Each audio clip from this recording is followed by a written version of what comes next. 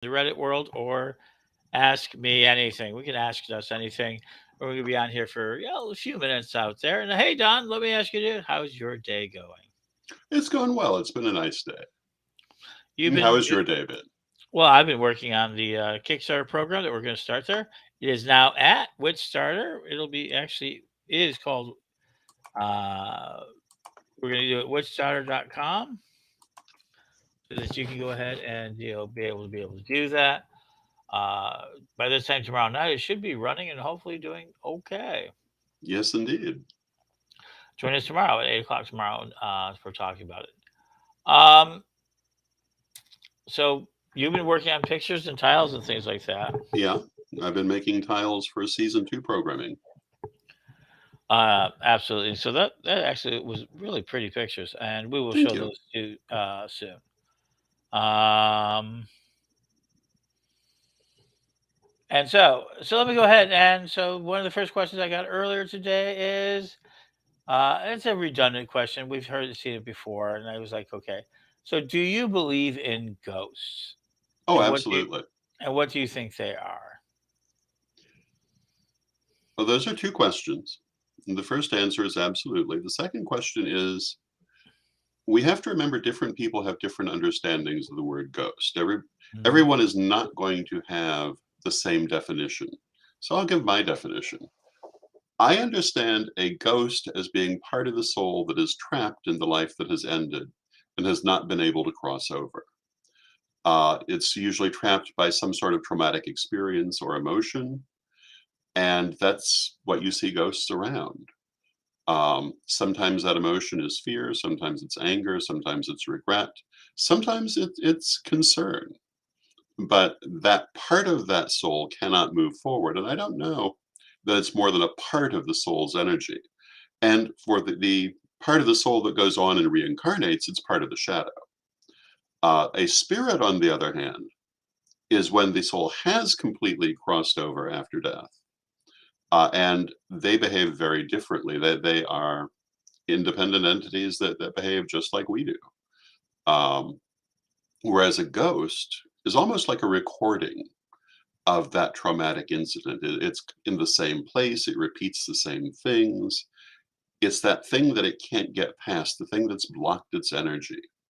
So, yes, I believe in ghosts, but when I do ancestor work, for example, I'm not working with ghosts, I'm working with spirits, and there's an important distinction between them. So, that would be my answer to that one. That's a perfectly great answer.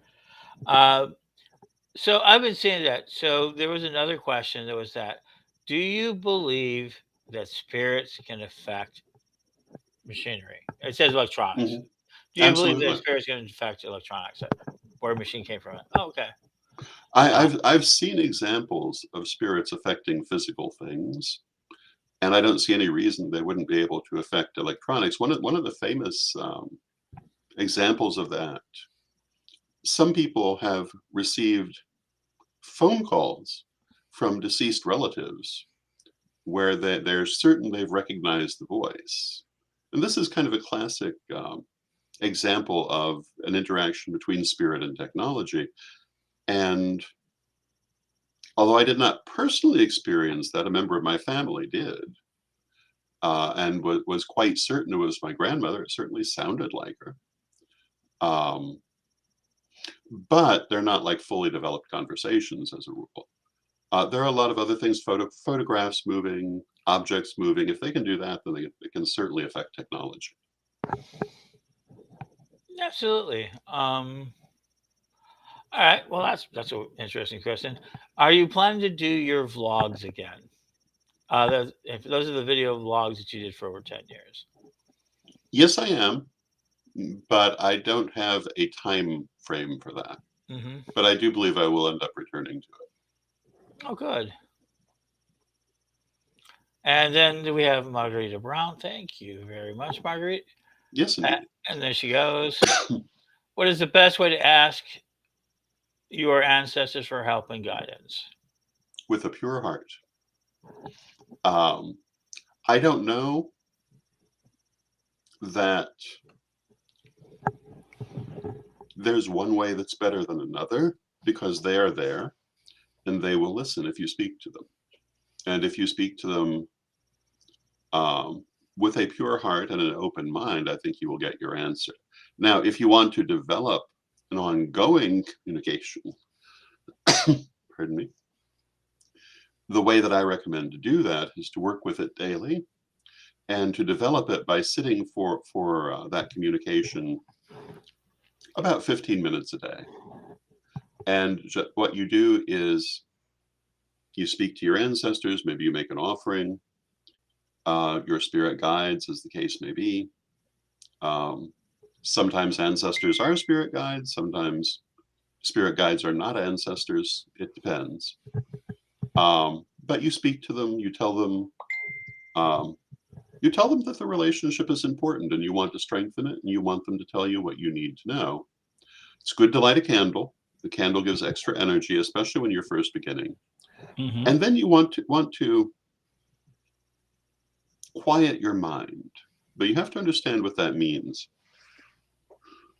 You can never still your mind. Your mind is always going to be working, especially, for example, I'm a Gemini. My mind will not just shut off.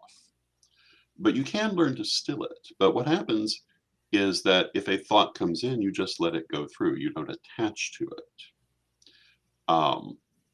And when you're looking for communication and you're specifically doing that, then you would write down what comes through your mind, but you still don't react to it. You just let it go through. And if you do that, you'll find you're receiving messages relatively quickly. There you And it's go. very important not to judge them as you're bringing them through. That will shut the process down completely. You have to wait until you're done to actually look at what you've got and worry about what it was. And when you begin, it may not be all that clear, but it will become clear relatively soon. There you go. She says, "Thank you so much." You're All very right. welcome, Margarita. All right. So, from the Weird Field of the Psychic Army page, they're asking, "Do you believe?" It's not what they're saying. Are there Chinese psychic spies? Probably. I mean, the remote viewing is a thing. We have instructions for it in third degree. Mm-hmm. And that's, I assume, what we're talking about. You know, if you can do a reading for someone miles away from you, you can also see them through the astral. So I'd be surprised if there are not. I'm sure there are Russian ones, and I'd be surprised if we don't have our own. Um, because it's a normal enough human function to be able to sense things psychically at a distance. So why would they not be using it? There you go. I think that is from the Chinese weather balloon incident or surveillance balloon or whatever we want to call it. I'm sure it is, but it's still a good question because a lot of times it's not unusual that you'll find the same person who insists that none of these psychic things are real is also using it themselves for their own purposes, Mm-hmm. and particularly when we're talking about governments and institutions. So yeah, Yeah. I do think that is a thing. So I do too. I think that there is, if there's anything, I think that the idea of psychic research out there is something they conducted. I just don't think it's ever gotten dependable enough. No, I would agree with that too. I don't think it's all that highly developed, but Mm-hmm. I do think it's there. Right. Well, it's like anything. We think we can keep secrets. Yes, the government have these top secret plans, Yeah. and secrets, and they're leaking them out constantly. Secret military bases on the other side of the moon. So anyone with a telescope or anyone with a binoculars can see the surface of the moon, unless of Yep. course it's a simulation. They're actually living behind that one. Um, Mars, Hmm. moon, everything else. I mean, we can see a lot of this stuff. I mean, the average person could. Hmm. Um, so I always find that very a fascinating concept. Well, But the other thing is that people have a lot of conspiracy theories about organizations that are basically rather inept hmm and that well, involve far too many people hmm to really be able to keep a lot of secrets. yeah. I mean, if you look back on the history of the 20th century, most of the big Mm. scandalous secrets that came out later, people knew about at the time. They just didn't credit them, And I or they get that. didn't care. Yeah. It's like Chat GPT and all these sort of AI programs. Mhm. I mean, if there were a bigger AI program, and these are working really well, they would have said something. I mean, I bet there are better programs, Oh, I'm sure. but they're not planning to keep them hidden from us. There is, I don't, as I much don't as I see that hate to, there's any percentage in it for them. no, especially that they learned that, well, as much as we thought we'd hate it, we love it. Like, Yeah. oh, give us more. We have to Um, remember a lot of the world works on merchandising. hmm And, there's a saying, follow the money. And for a lot of things, it is quite accurate. hmm Um, and a Machiavellian scheme that isn't making someone money somewhere is probably not actually happening, right. because they would want that motivation. hmm There may be exceptions. I'm not saying there aren't, but I think that's the thing that's missing in a lot of conspiracy theories. The practical reason why someone would do such a thing. hmm And they think, oh, so they would have power over us. Well, most people aren't really worth having power over in that sense. Now, my own experiences aside, and I have met people who have claimed to be part of government experiments or have been Mhm. part of government experiments. And I'm not sure if during the time that they were testing LSD on people and all the things that I was not part of a government experiment for a little while. Mhm. But that's a different story. Mhm. With a few exceptions, most of the people that I have met Mhm. who claimed that they had been part of a government experiment, with some strategic exceptions, Mhm. had nothing so great about them that they would have been worth experimenting on. Mhm. Now, I have known some exceptions to that, Right. but I've known a lot of people who basically were bragging about how they had been involved in that sort of thing, and they had nothing. Mhm. They had no juice to speak of. They had no special skills to speak of. I don't see why they would have been involved. Right.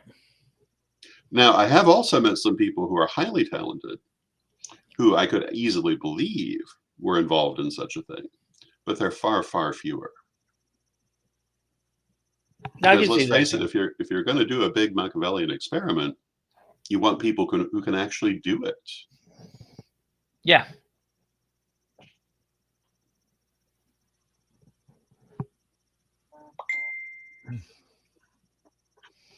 And people are, the world is two screens. Yes.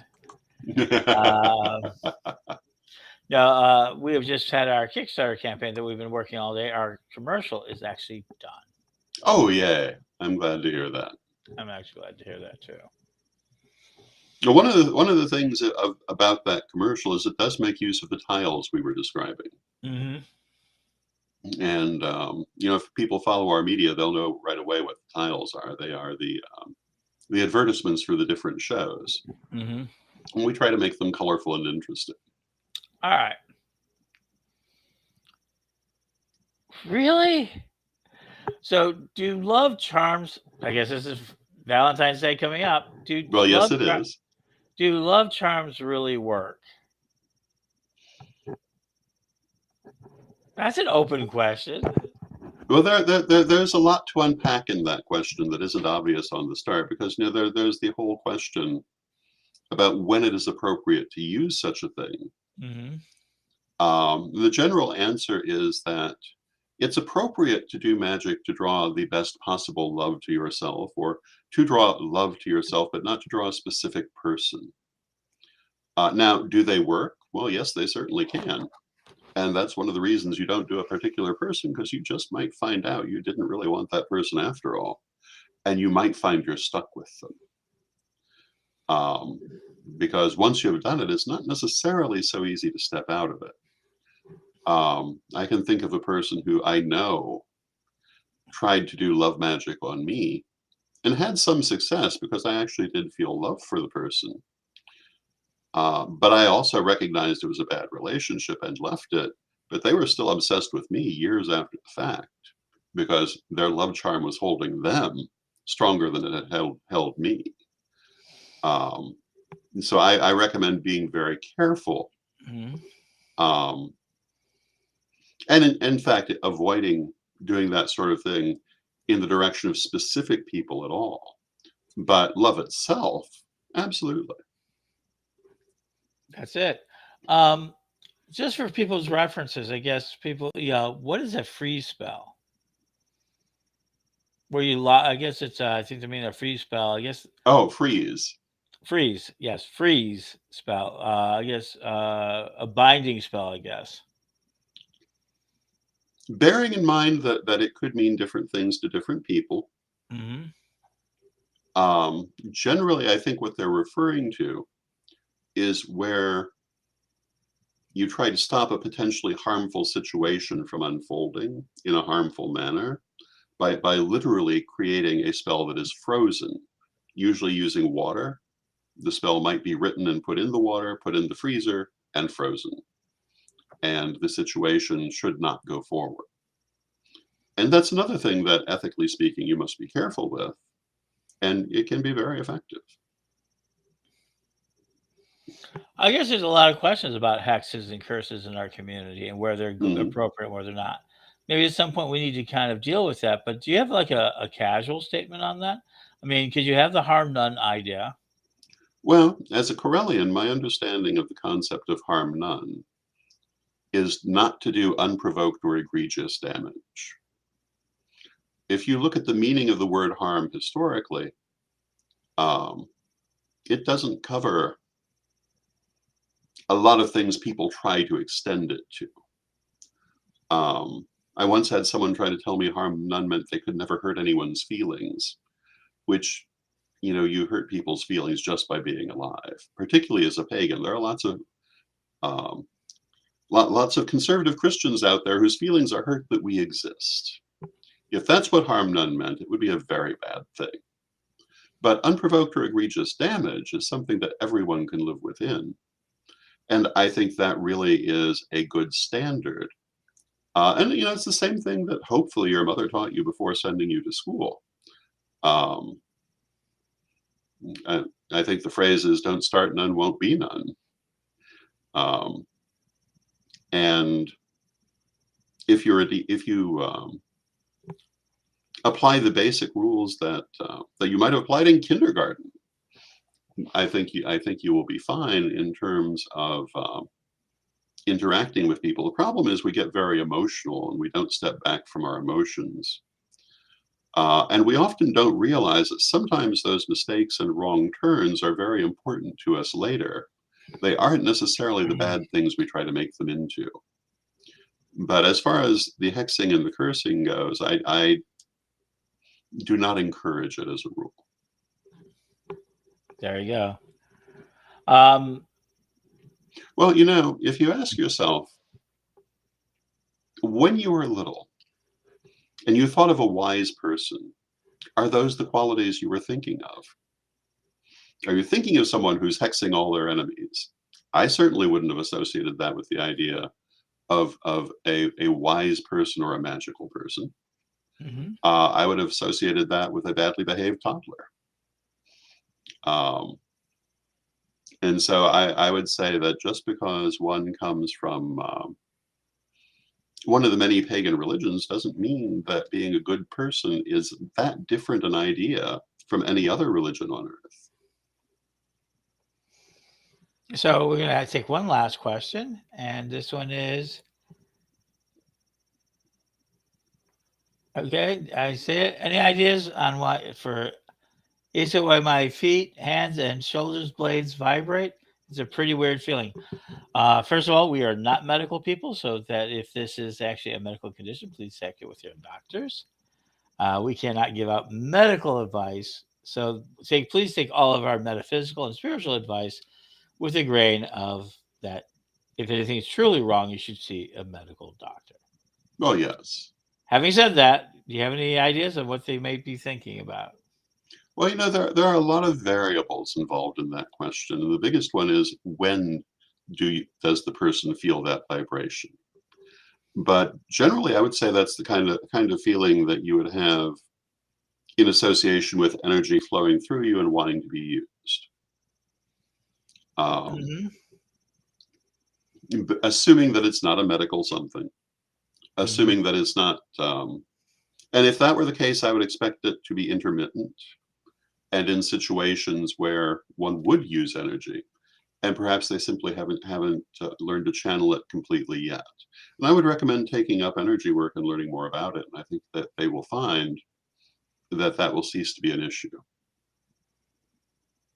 Mhm. assuming those conditions. Yep. But when a person does Reiki, for example, they physically feel that energy. When I do energy healing, which I don't tend to use, well, I sometimes use the Reiki technique, but it's not what I was initially taught. But you physically feel that energy. When you do channeling, you physically feel that energy. And vibration is one of the things that you could feel. And there you go. So, yep. Um, so And I it's see it, that they remark it's not uncomfortable or painful, which mm, would rather incline me to say that, yes, that's what this is. mhm. Because I wouldn't expect that feeling from energy moving through you to be painful, as a rule. Unless you're in a storm like the one behind me. Uh, Well, one of the things I found during my many years of training was that there were a lot of things that were done. We might call them chakra adjustments, we might call them energetic adjustments. Some of those were less than comfortable. Very important, but not always comfortable, but they were a rarity, and they were not the normal feeling. mhm. Um, And there you go. So we're gonna call it's good. This was a very brief night because we have so much that happened. Look up witchstarter.com and we're gonna be back tomorrow night. And so with that, I think we're gonna call a little early tonight. Very Uh, good.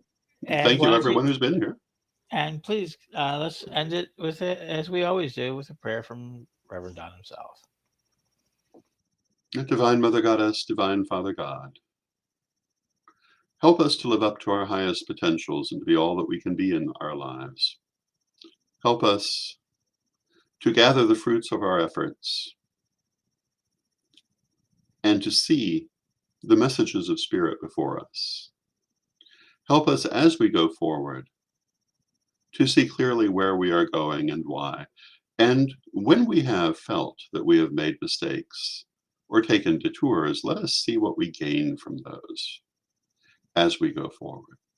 Beloved Mother Goddess, beloved Father God, beloved ancestors, we ask you for this and for your continued presence in our lives. And may you blessed be. And may you blessed be until next time.